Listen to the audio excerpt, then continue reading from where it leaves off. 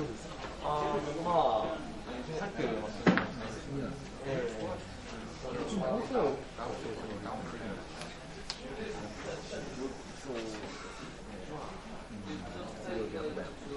朝行くと血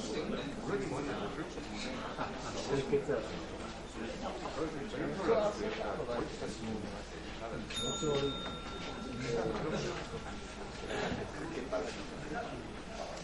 ずっとなんですよ。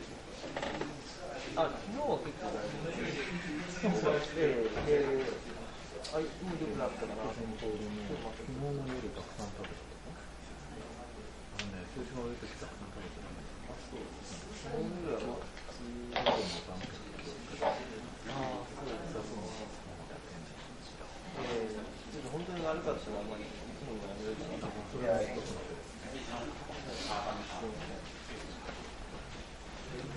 This afternoon we have a third lecture by Ken. Please. Yes. So just before lunch, let's give a small summary of what we did. So we computed one-loop integrals. Right? We basically had this new technique to compute the one-loop integral. So we saw that this integral can be written as coefficients a, b, c, and d times scalar functions, and the rational part r. That we already knew from the Pasolini-Bellman decomposition, which is the traditional approach.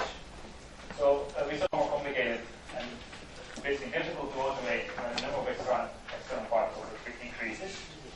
So then this morning I introduced this OPP reduction method, which works at the integrand by choosing specific values of L to set up a system of a linear system of equations, which you can easily solve numerically.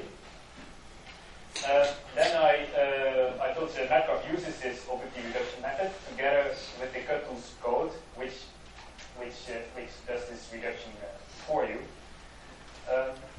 So I told you that we generate these loop diagrams by cutting them open, and we have 2 extra legs, and then we have to filter them to get the final number of diagrams that we need. And then you know, what you have to do is you have your face this point, you want to compute this particular diagram, and then you give this numerator, this matrix element function, 2 Cuttles. It tells you for which kind of loop momentus you have to compute it, and then we will solve you the system of equations and get the coefficients. So now we have basically, in the slides you find, I had a few more slides this morning on more precisely how we implemented this reduction method and all that using the Cuttl's code inside the MGraph code with this map loop. So I skipped these slides this morning because I found it more important to answer a few questions because we're running out of time. But I decided not to put them in this lecture this afternoon and basically continue with what we need for next leading order. So you can look at these slides on the wiki page, and if you're interested in a bit more detail how we implemented this in the MGraph code in practice. So I consider now finished what we did for the virtual corrections. So now we know how to compute virtual corrections, right? So then we go to the next problem of computing next leading order calculations, and that is how to cancel infrared vertices in the next leading order predictions. So go back to this slide that I showed you 2 days ago.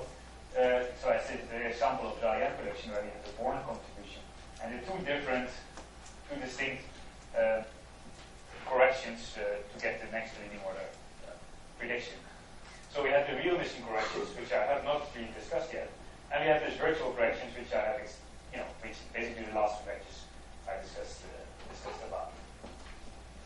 So I also showed that so the reason why I skipped this so far is that this is kind of tree-level, right? This is, we can use normal MGraph to generate all these diagrams here without any difficulty. It's just typing in the process with an extra particle, and you'll get all of these diagrams here. So this matrix element squares here are trivial to generate. However, there is a complication, and we already saw it in this slide this morning, where I talked about the divergences, that even though these coefficients in front of these integrals here, they are finite, they do not contain poles over 1 of epsilon. The scalar integrals themselves, they are divergent. Well, some of them at least. So the final result here, even after we do the UV renormalization, will still contain divergences, explicit divergences. And the Galen theorem tells us that if we combine these virtual corrections, which we calculate this way, with the real mission corrections, with the corrections here, that for infrared safe observables, we should get a finite result. We should get a finite prediction. Right? The nature is finite in the end, so we should have something finite. So today's lecture will be about where do these divergences come from, and basically how do we treat them in a numerical code? How do we cancel these divergences here, and these explicit divergences here in the virtual corrections with the divergences that should also occur here in the real machine corrections. Oh, sorry. So here we have the explicit poles. So in these virtual corrections, if you look at the integrals, where they exactly are coming from is the fact that the internal particle in the loop, that might be a very soft particle, and therefore we get a divergence. Also, they might be collinear to an external particles, and also there we get the divergences. So they're coming from soft and collinear regions in the loop integral. Also, in the real mission correction, we already saw from Johan's lecture, he had a slide where I took a little snapshot of here, which is very difficult to read bluish, unfortunately. That he tells us that strongly enhanced when final state particles are close in phase space. So basically, if the energy of this particle or this particle here goes to 0, then we get a huge enhancement in this kind of propagators. Also, when this angle is very small, when they are collinear, you get a huge enhancement in the propagator here. So if we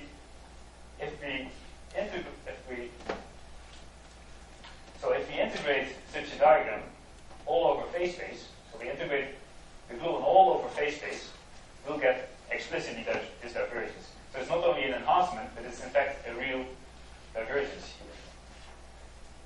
In the particle shower, we have this cutoff scale.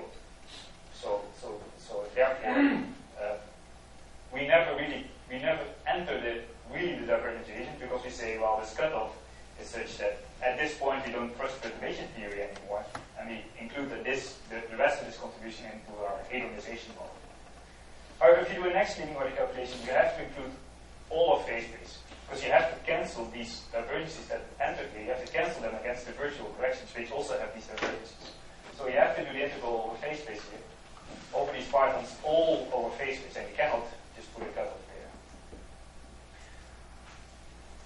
So to summarize, so the scalar theorem tells us that divergences from virtual and real mission corrections should cancel in the sun. And for, in particular for observables which are insensitive to soft and collinear radiation. And this is what is called infrared safeness. So for general observables which are, let's say the PT of a jet or something, this is insensitive to soft and collinear radiation, and therefore this is an infrared safe observable that we can predict it in perturbation theory. At maximum or even higher. So but when we do an analytic calculation of the virtual, or in general, also of the real mission corrections here with the integral over phase space, then we get this explicit dependence on these divergences here in poles 1 of epsilon or 1 of epsilon squared terms, where this epsilon is this dimensional regulator. So the virtuals, this is quite explicit because these integrals here, they have the explicit dependence. So the integral here they are given as an explicit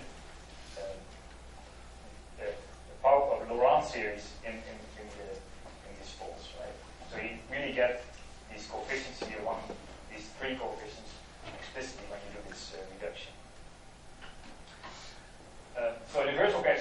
clear where these 1 over epsilon and 1 over epsilon squared poles are, because you just get them when you do these integrals. The real mission questions, the matrix themselves are just fine. This is just tree-level stuff, so you might not see it directly. But I told you, if you have to integrate over this particle's momentum all over phase space. So if this particle goes close to the other one, or it becomes very soft, you also get this divergences. If you do this integral in d dimensions using the same regulator as you would do in the virtual corrections, you would get the same 1 over epsilon and 1 over epsilon squared poles, and you can cancel them exactly analytically. However, for complicated processes, we cannot do this phase space integral explicitly in d dimensions. We can only do phase space integrals numerically, because it just becomes too complicated to do these integrals explicitly analytically. So this also was discussed by Johan in his first lecture, that we result in numerical phase space integration techniques, this Monte Carlo integration. But this can, of course, only be performed in an integer number of dimensions. Because we have a computer code which works with integers and not with some epsilon-dependent variables. That's not possible. It's just 4 dimensions and that's it. So we cannot choose, let's say, a finite value of the dimensional regulator and then take the limit to 0 in the end. That's not possible. So but still, of course, we want to cancel these divergences explicitly. Otherwise, we don't know what to do. And there are basically two solutions to this problem. One is the phase space slicing. The other one is called the subtraction. And I will have a simple toy model that shows you the difference between the two. Or how they work in practice. So I just have a very simple integral that to calculate. So suppose we want to compute the integral, which is, let's say, a real mission variation like this one, and integrate over the full momentum of this final state particle.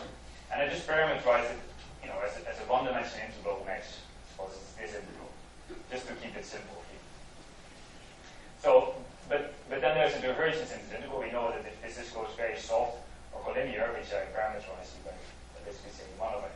But this should be a function g of x, which is finite everywhere, divided by x. So that is where the divergence in this integral enters. So if x goes to 0, this integrand grows up, and this integral will be infinite. So we can introduce a regulator.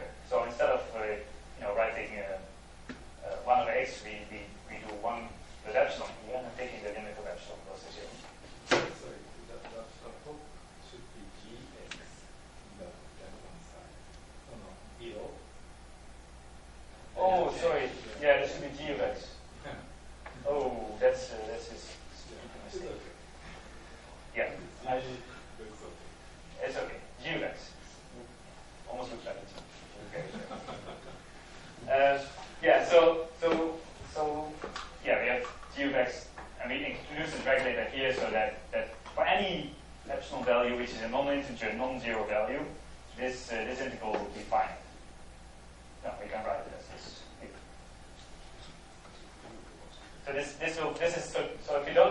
So this is a finite integral, and only if you take the limit, so epsilon goes to 0, we get a divergence.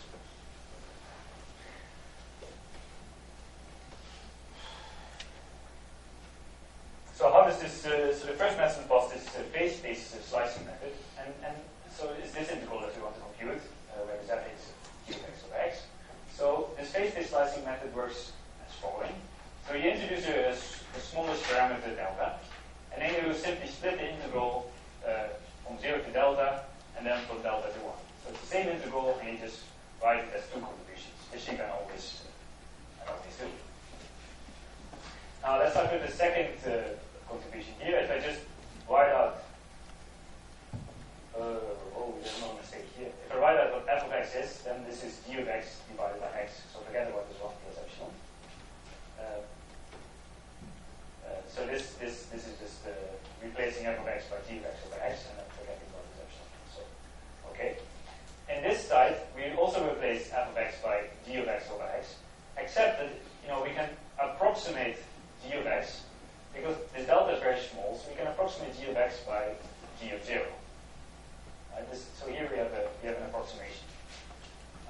this should be a very good one if delta is very small.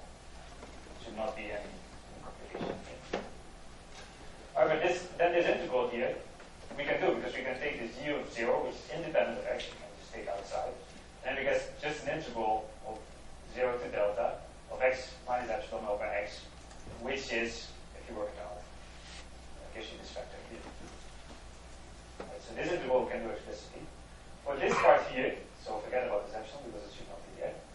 For this integral here, this is a finite integral because the divergence was when x goes to 0, but x goes to 0 is no longer there because we only go down to delta. So this is a finite integral. Just so in this part here, you can explicitly take epsilon to 0. This is the limit we want to take later. So this part here is just a finite integral with epsilon to 0. And then we can here write out the explicit, from this piece here, we can write out the explicit pole. So we have this 1 over epsilon pole here plus a log of delta times g of 0, and we have this mark. So what we have done now is we started from our original integral, or actually our original integral was this one. We regulated it, and then in the end we have left with a finite integral that we can compute numerically, and we have our explicit dependence on our epsilon pole here. And this explicit dependence should be the same explicit dependence that we have in virtual corrections, so that we can cancel the poles explicitly, and we are just left with some finite number from the virtual, finite number from this log delta term here, and this finite integral that we have here. So then where we can compute everything numerically. By just doing this kind of thing analytically here, we have a finite integral that we can compute numerically. So this is how phase slicing works. Yes, question? Well, I think as we would have a delta difference, right? So the result should be dependent of delta. Yeah, so the final result should be independent of delta, right? So the contribution here should cancel against the contribution in this integral, in the integral here. The reason why the cancellation is it's only exact if you take delta to 0, but then of course this integral blows up and you cannot do it anymore. So why it's not exact here is exactly because we made an approximation of going from this f of x here to this g of 0 here. So here we made an approximation. We introduced in this approximation we introduced a dependence on delta, and therefore the final result there will be a small residual dependence on delta. But if we take delta small enough, this approximation here is a very good one. So this dependence on delta should be very small. So that's the idea. Anyways, we still have a delta difference. You still have the delta dependence. And you just have to check that the final result is independent of delta. So as numerically as you just employ just the second term in the last equation, in the last line. Yeah. So this is what you compute numerically, yes. And this term here is what you put together with the virtual corrections to cancel the poles in the virtual correction. Because you can cancel explicitly the poles in this way. Yes. More questions on the phase-based slicing?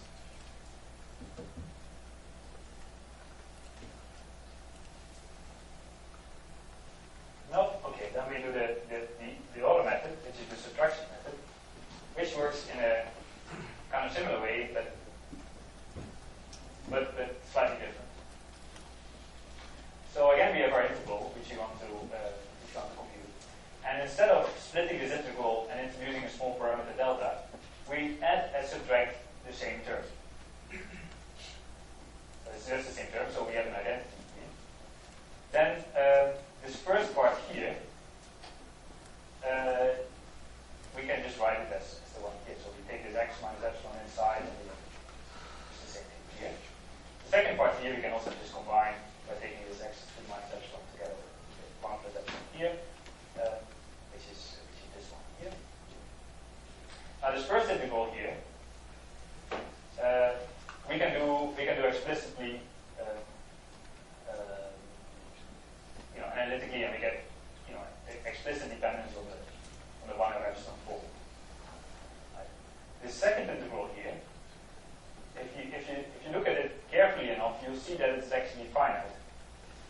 So you can compute this integral numerically. And so you can take the value, you can take epsilon to 0 and compute this one numerically. So this is the integral to that. So this is finite, you can compute numerically, and we have the explicit dependence on our epsilon poles here. So that is how the subtraction method works. So again, this piece you can combine with the virtual corrections to cancel the pole. Notice, of course, as it should be, the pole here, which is a minus 1 over epsilon, is the same times, sorry, minus 1 over epsilon times g of 0. It's the same in the phase visualizing method as in the subtraction method. It's the same pole, as it should be, because it has to be even the same as the one in the virtual correction. Right? So better be the same pole. However, the leftover integral is not the same, and also notice there's no dependence on any delta here. So this is an exact method. There's no introduction of any arbitrary cutoff. So in summary, what are the differences? So if we neglect the poles because they are, we neglect them, but we know that they are going to be cancelled against the virtual corrections. We have that we get from the sliding method, we get a contribution like this. We have an integral from delta to 1 dx over x, which is finite times of finite remainder of our approximation to cancel the dependence on delta here. Almost correctly, almost exactly this cancellation. And in the subtraction method we get this integral here, which is finite. So it's finite because if you take x goes to 0, then you have this g of 0 minus g of 0, which is 0, even if you divide it by something which is small. So this is what is called a plus distribution. A theoretician, yeah, we've seen this before. So terms of order delta, so the log of delta contributions are exactly cancelled, but the terms of order delta are neglected in the slide.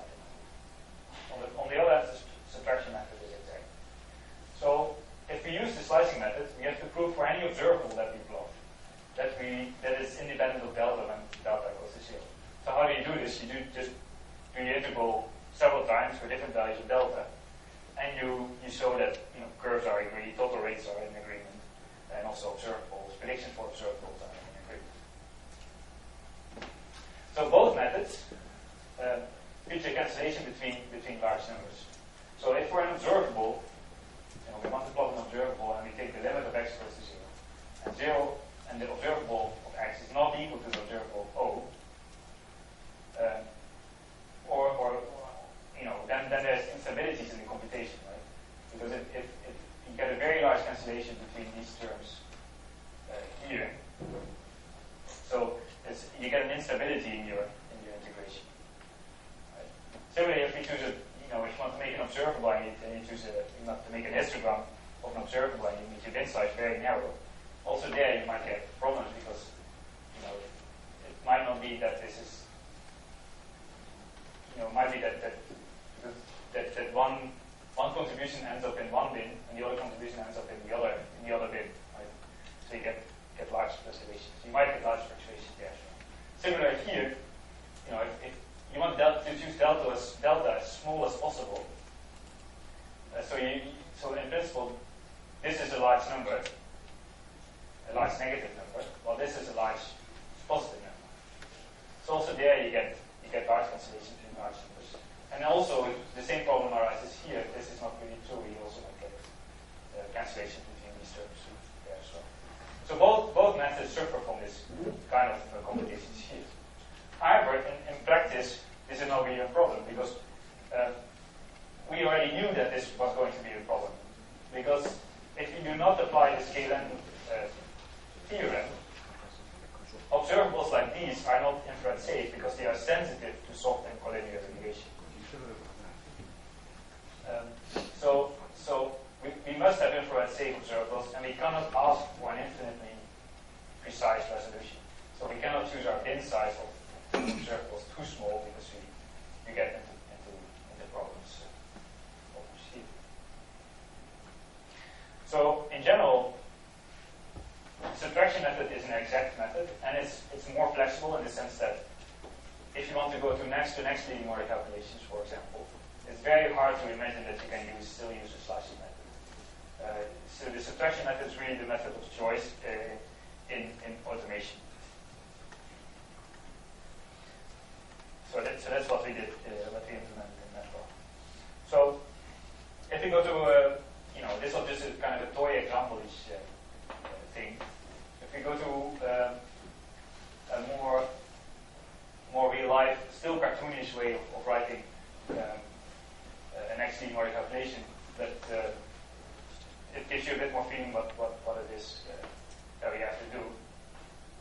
So any next leading order cross-section can be written as the Born contributions times an M, so with an M particle final state times an M particle final state phase space in 4 dimensions because it's finite.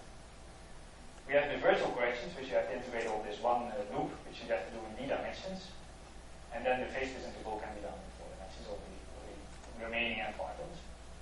The real mission corrections we have to do in D dimensions to get the explicit dependence on the epsilon, because otherwise it diverges. So with the subtraction method, we add and subtract this G0 over X, and that is basically adding and subtracting this kind of terms here. So in the real mission, we subtract the divergences here in such a way that this difference here is finite, and therefore we can do this integral in 4 dimensions instead of 2 dimensions. And we get the explicit dependence on the divergences, the 1 over epsilon, the 1 over epsilon squared poles. We get them from this contribution here. And we add this to the virtual corrections to cancel the dependence on 1 over epsilon and 1 over epsilon squared in the virtual corrections.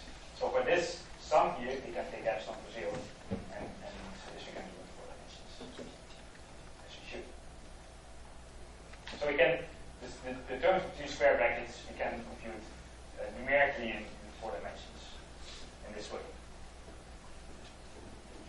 So that, of course, g of x cannot be any function, because this g of the phase space should be defined such that it exactly matches the singular behavior of our real mission corrections.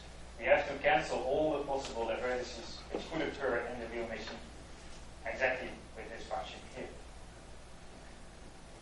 It should be a convenient form for Monte Carlo integration. It should not be just a wild function that we cannot integrate, or a delta function or something, because that is very hard to do numerically. It should be to find this form here. We had to do this integral here. We have to do this analytically, because we have to get this analytic dependence on this 1 over epsilon pole. So this is, you have to do this integral analytically. You have to get this form. So this g function here, this integral here, we have to do analytically. So we should better choose this g kind of simple, so that we can do this integral analytically. So this integral should be exactly integrable in D dimensions over the 1 particle subspace, so this integral here, leading to soft and collinear divergences as explicit poles in the dimension of every field. So this is just in words what we did here. So to do this integral here of this subtraction term, this integral here analytically, we get this explicit dependence on the poles. So we also have to do this here with a more complicated structure. This function g to get the explicit poles in this term so that we can cancel them. And this is a feature that we would really like, is that it's kind of process independent. So it should be kind of an overall factor times the point process. But it can never be totally process independent, because it has to have the same singular structure as the real mission here.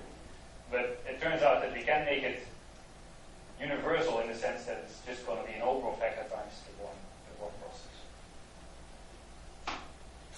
So for the subtraction method, there are 2 methods which are mostly used and most powerful one.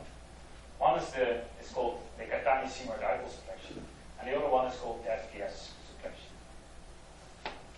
So this Catani-Seymour dipole subtraction method, this is the most used method.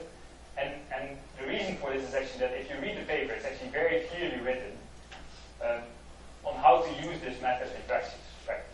Right, so this is also, a lesson, I would say. So write your papers clearly, because otherwise nobody will use what you have written down. Right? So the reason why this is one of the, this is, I guess, the reason why this is mostly used. So it has been.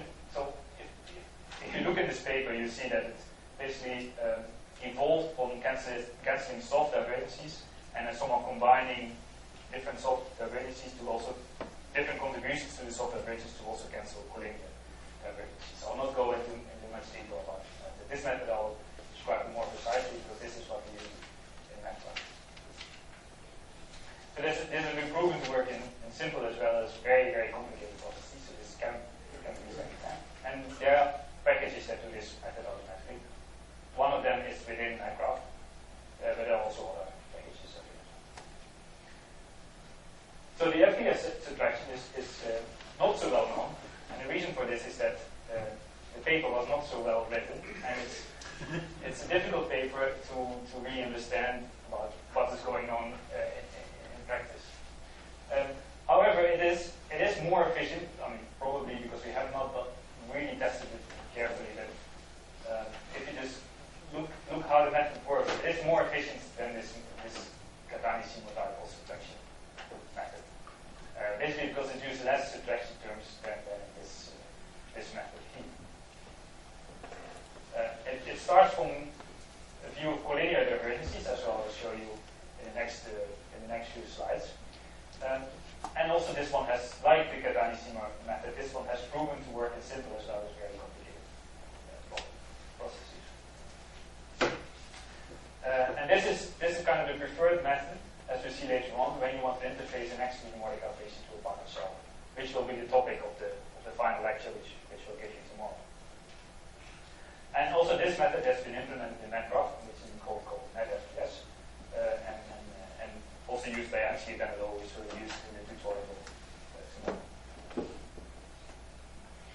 So I'll go in a bit more detail about this FPS subtraction, because I think this is something important, and given that this paper is difficult to read, I should have mentioned the paper here, but it will be there on the next slide, I think. I think it's not so difficult to understand how this method works in practice. So this FPS subtraction stands for Ficzione, Kunst and Sigma. It's a paper from 1996. And as I told you, it's the standard subtraction method in this MCA Benelo package. And basically it's mainly known because it works well when you match Mordecai calculations to Python shells. Another name of this subtraction method is called residue subtraction. Some people use residue subtraction to describe it. So it's basically based on using this plus distributions that I showed you directly here, which is the subtraction method choice here, but you'll see that you get the same explicit plus distributions in the subtraction method here as well to regulate the infrared divergences of your real machine made components. So how does it work? So the easiest to understand is to starting from this real emission, because then it's very clear where these divergences are coming from. I showed you in the first slide, which I'll go quickly back to, the slide from Johan, that they are coming from, there's an energy dependence here of this particle here, and then there's an angle dependence here where they have possible divergences here. So if these particles, there's divergence if this theta goes to 0, or there's a divergence when the energy of one of the two particles goes to 0. Right?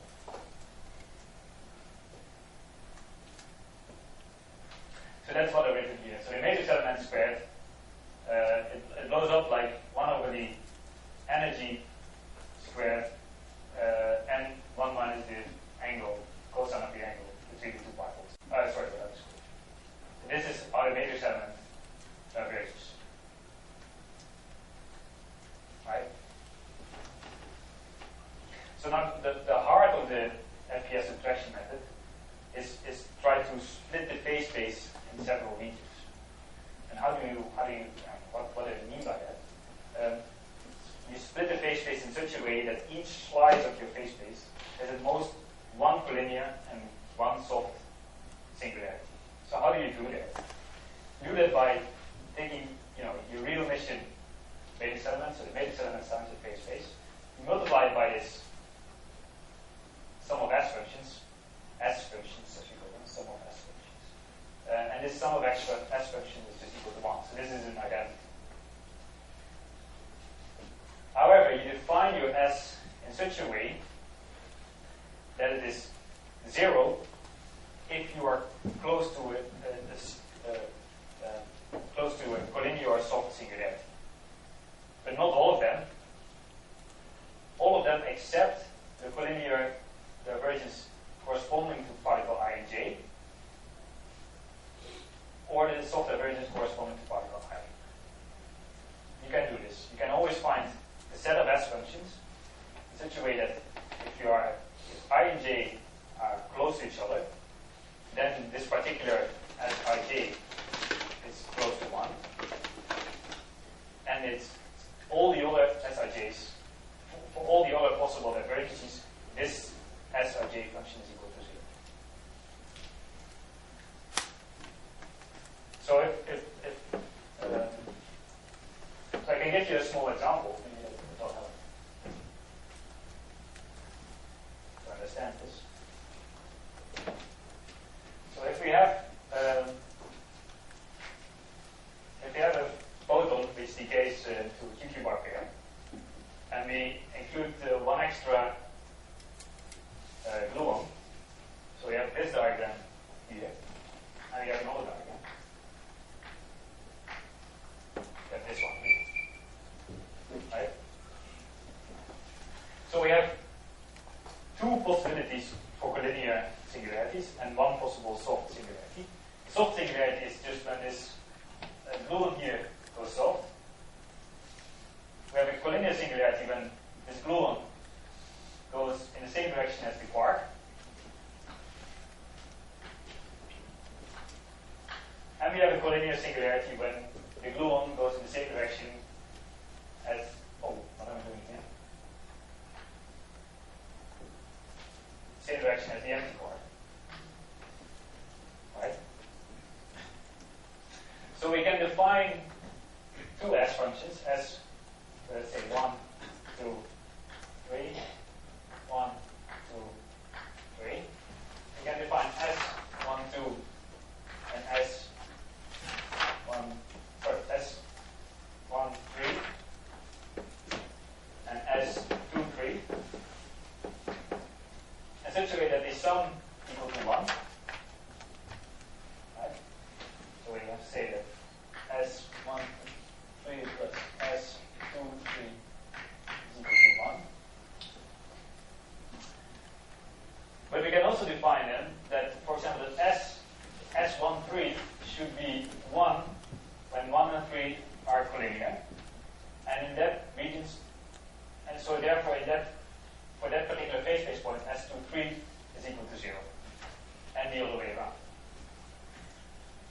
In such a way that if we multiply a matrix element, which is the sum of these two diagrams, if we multiply this by S1, 3, the only divergence in this particular function is coming from the collinear region between particle 1 and particle 3.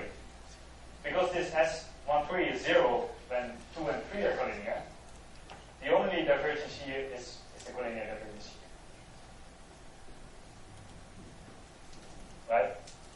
And the soft divergence should be shared between the two. So that's why I say this starts from a collinear picture, so you look at two particles.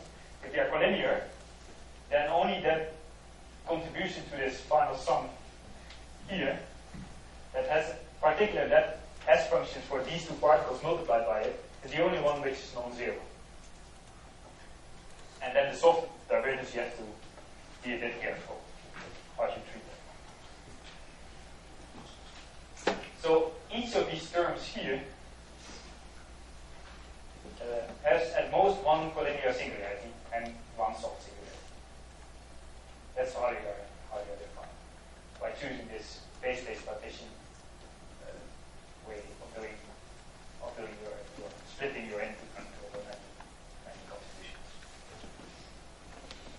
So the easiest form of these two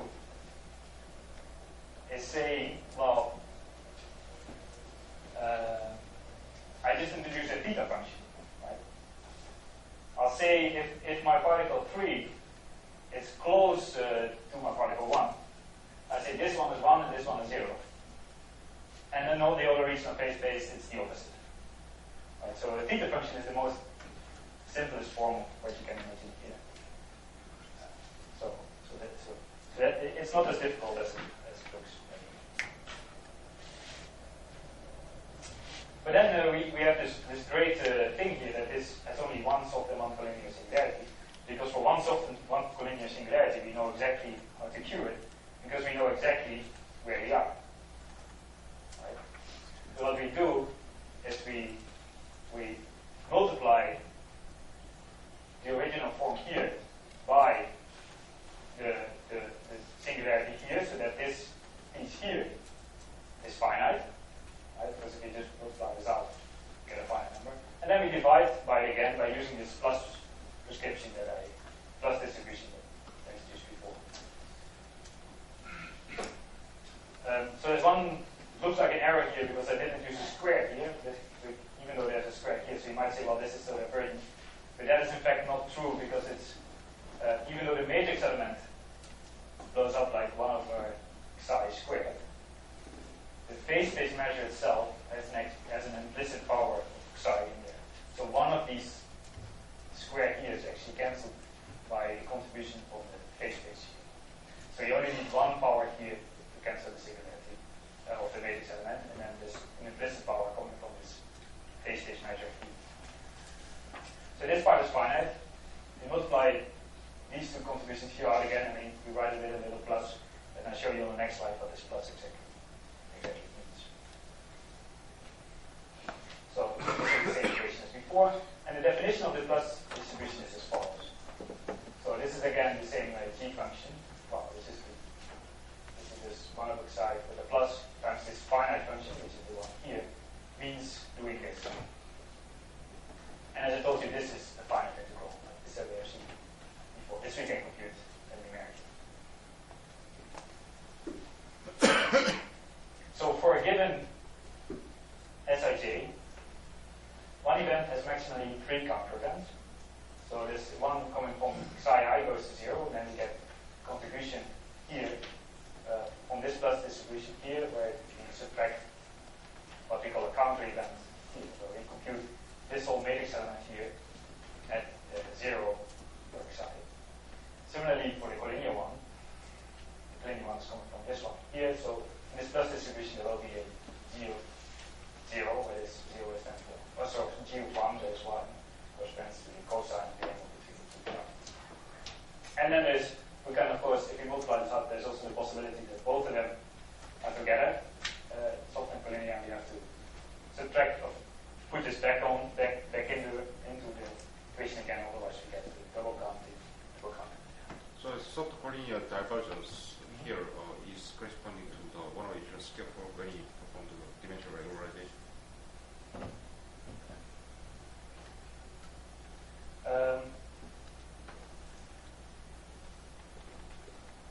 Yes, but it's not so. Yeah. Yes. It's not. Yeah. It's not as easy to disentangle as that, but in principle, yes. Yes.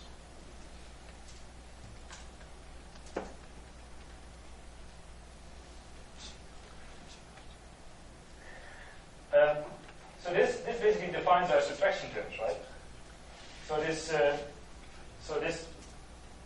d of 0 here is exactly, what we need as a counter event for the event here, where we have the full kinematics. We do the simplification of the dependence on the energy of the particle in this function here, and we get a cancellation.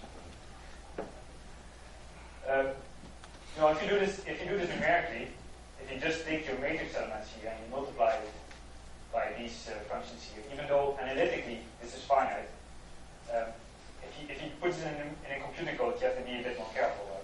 Because you have to cancel the dependence analytically. Because if you just try to evaluate this function in a computer code with psi I equals to 0, you just get the 0 from here, you get still this divergence in here. So you have to cancel this analytically here on how to do that.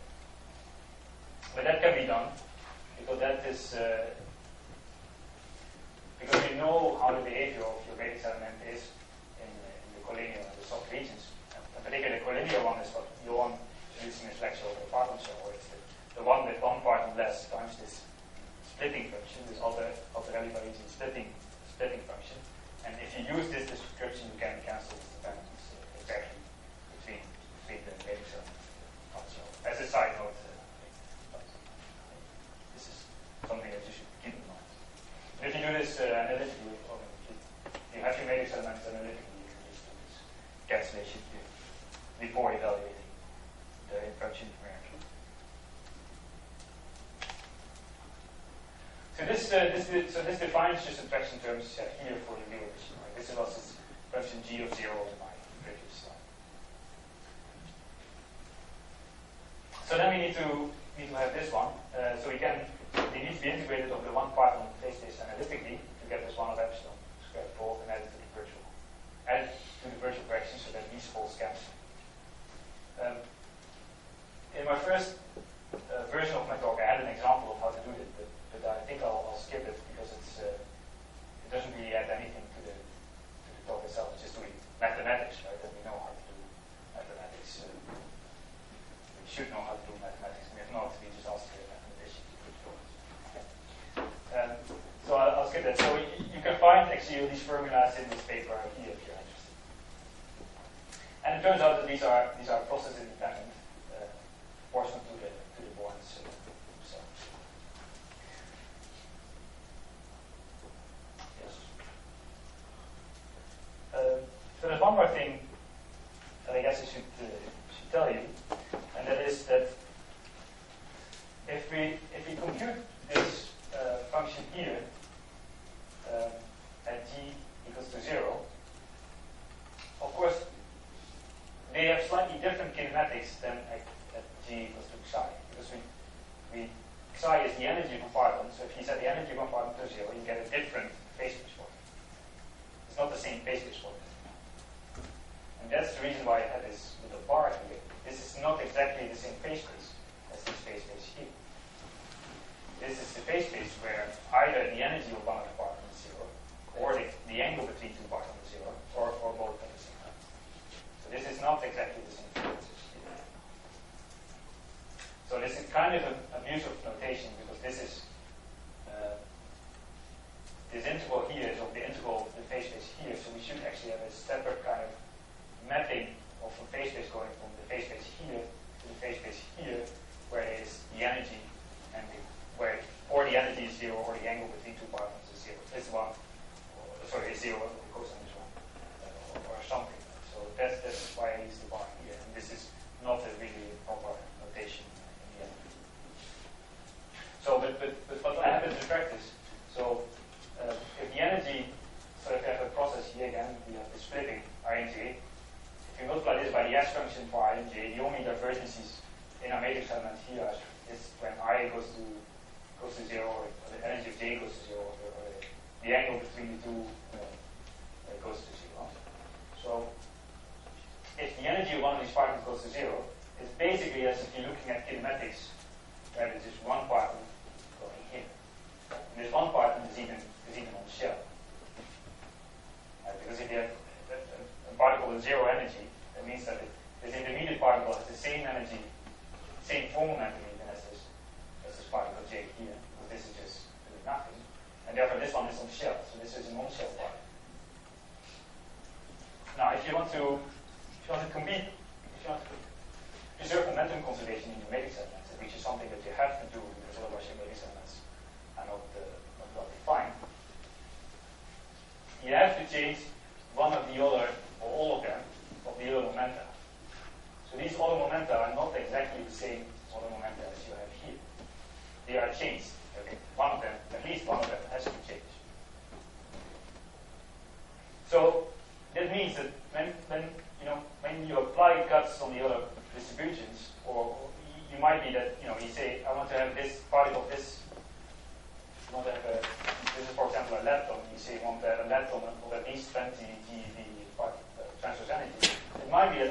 reshuffling of this momenta, if this partner is just above 20 GeV, it might be that it's here just below 20 GeV. So if you apply cuts on your process, it might be that this one's passes the cuts, while this one doesn't pass the cuts, or the other way around.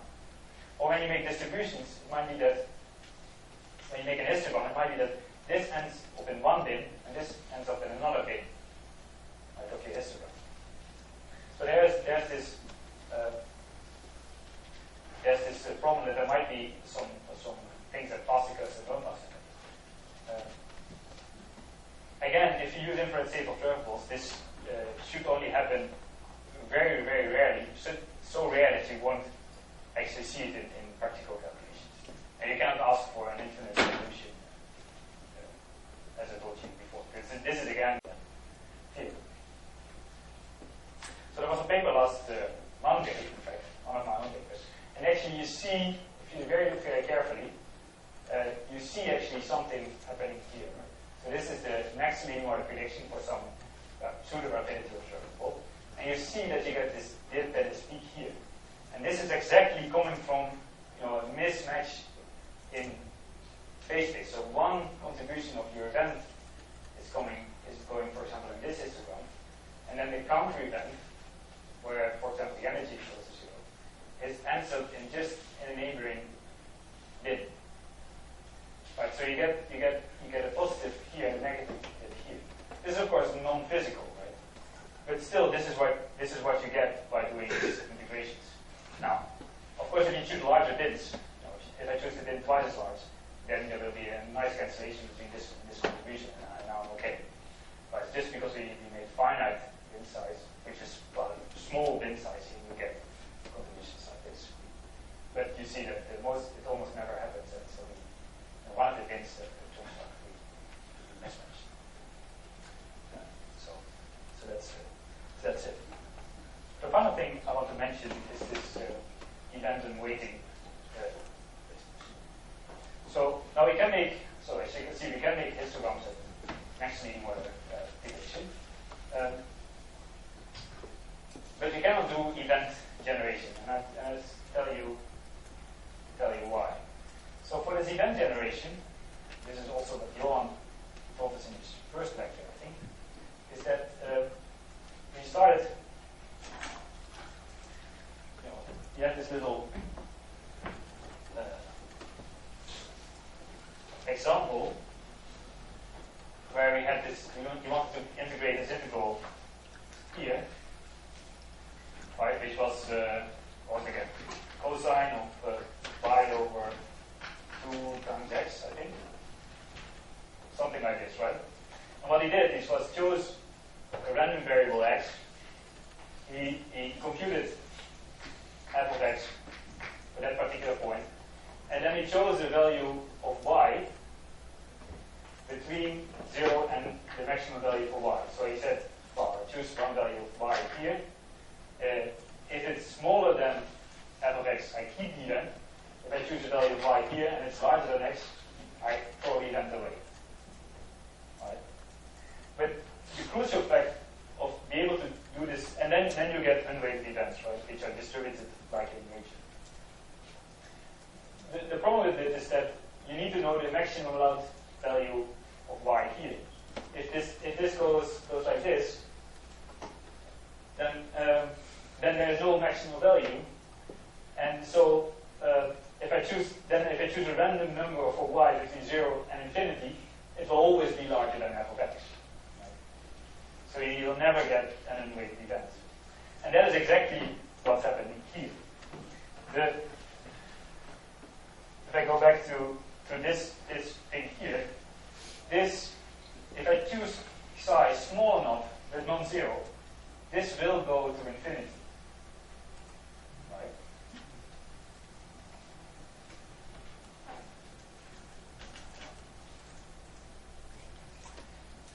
So this is like we're doing an integral which is finite, but they're not bounded. So it's an integral which you can compare with an integral like this. So you can do this integral, even numerically. But still, if you choose x exactly 0, this integrand here is divergent. So the integrand is not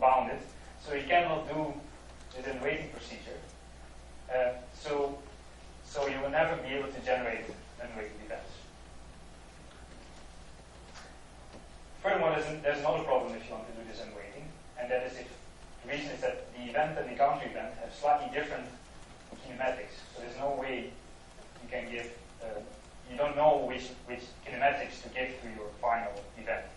There's always the events and the counter events. There's no way to combine them to a finite number, except if you're doing an interval and you're looking at observables.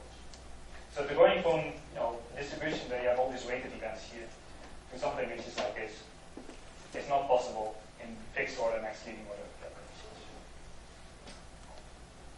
So let's summarize today's lecture.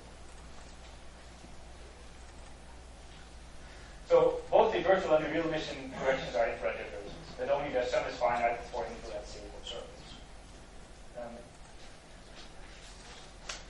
So we can use the slicing method or the subtraction method to cancel poles explicitly.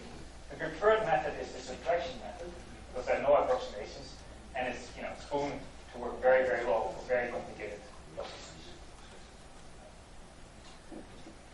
However, this generates events and counter events with slightly different kinematics, so you might end up in different bins, as I showed you with this example from this paper of 2008. So when you make plots or you're applying cuts, you have to be sure that you use infrared safe observables with finite radiation.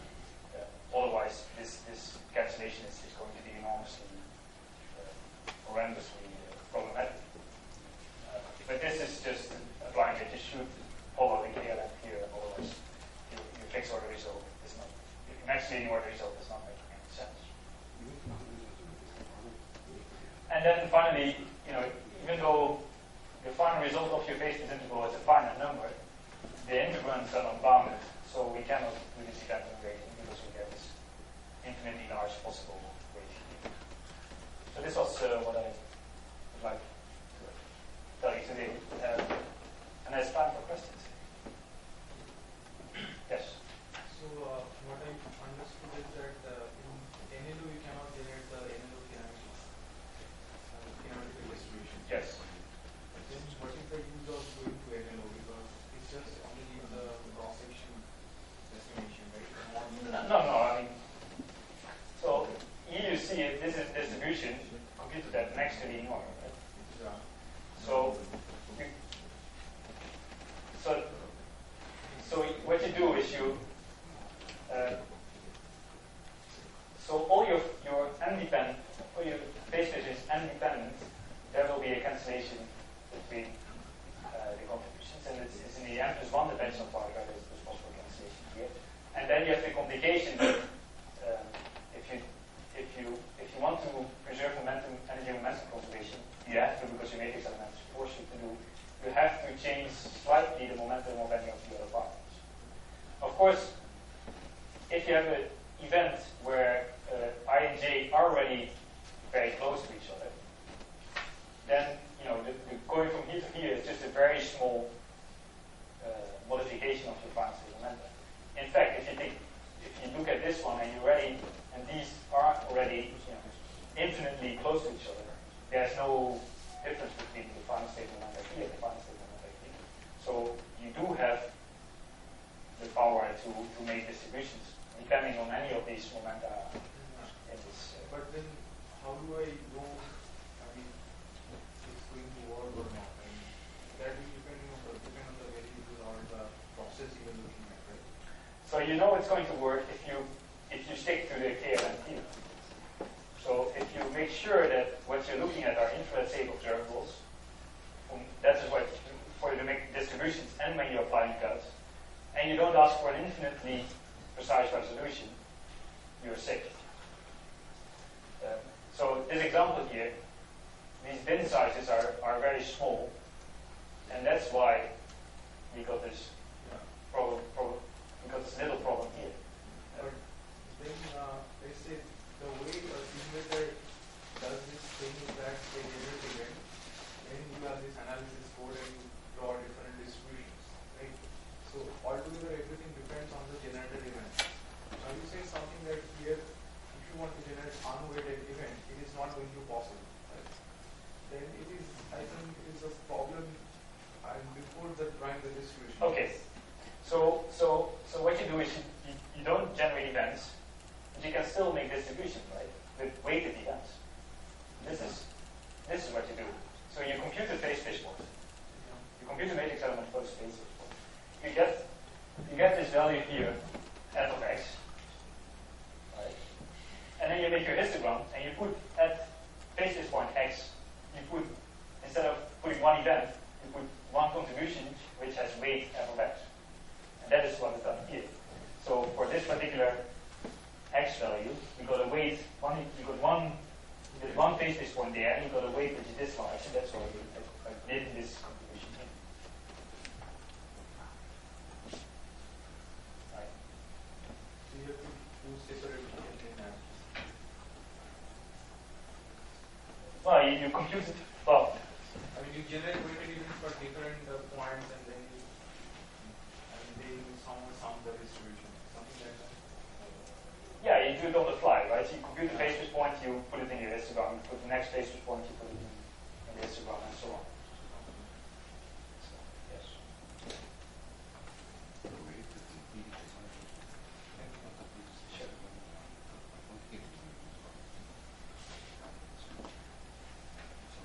More questions?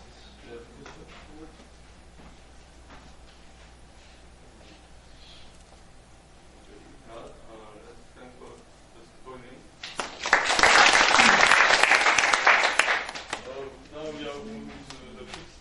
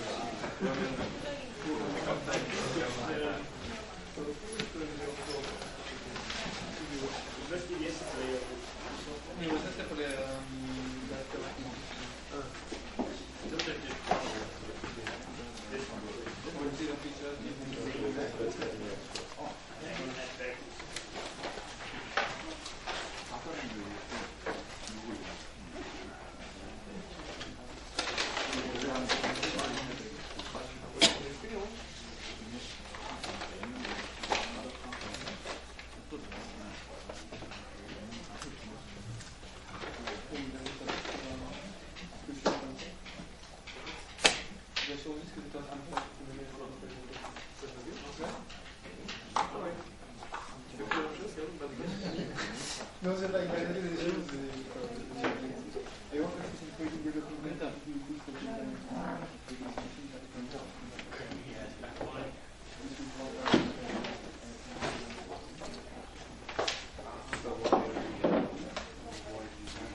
Which is used for